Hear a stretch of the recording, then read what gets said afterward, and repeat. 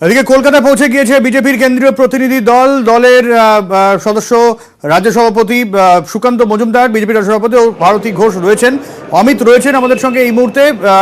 অমিত আরো তথ্য জানাবে কে কে রয়েছেন এই সদস্য দলে। দেখো সব্যসাচী 7:40 নাগাদ দমদম বিমানবন্দরে এসে পৌঁছেছে বিজেপির কেন্দ্রীয় এই প্রতিনিধি দল, যারা আগামীকাল সকাল 9টায় রামপুরহাটের উদ্দেশ্যে রওনা হবে। এবং জানিয়ে রাখবো যে এই মুহূর্তে যারা রয়েছে তোমাকে জানিয়ে রাখছি যে সত্যপাল সিং,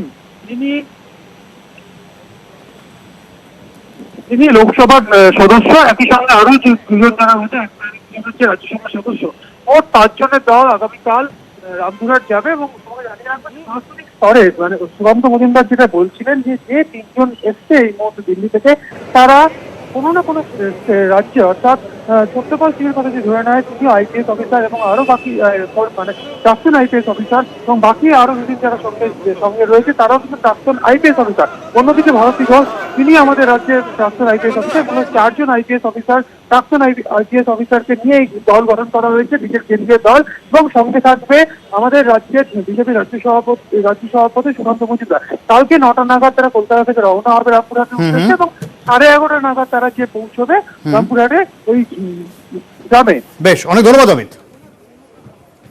সাথে উপস্থিত আছেন সত্যপাল সিং, যিনি প্রাক্তন মন্ত্রীও বটেন, রামামূর্তিজি, যিনি ডিজি ছিলেন, প্রাক্তন ডিজি, মাননীয় শ্রী ব্রিজলালজি মহাশয়, উনি ও উত্তরপ্রদেশের প্রাক্তন ডিজি হিসাবে রিটায়ার করেছেন, ভারতী ঘোষ। আমরা এই 5 জনের টিম আমরা কালকে সকাল 9টা নাগাদ রামপুরহাটের বকটুই গ্রামের দিকে যাব, এবং সেখানে কি পরিস্থিতি আছে সে বিষয়ে দলের আমাদের সর্বভারতীয় সভাপতি মাননীয় শ্রী জেপি নাড্ডা মহাশয় আমাদেরকে নির্দেশ দিয়েছেন সরজমিনে তদন্ত করে খতিয়ে দেখে ওনারা ওনাদের রিপোর্ট তৈরি করবেন, এবং সেই রিপোর্ট আমরা আমাদের সর্বভারতীয় সভাপতি মাননীয় শ্রী জেপি নাড্ডা মহাশয়ের হাতে তুলে দেব।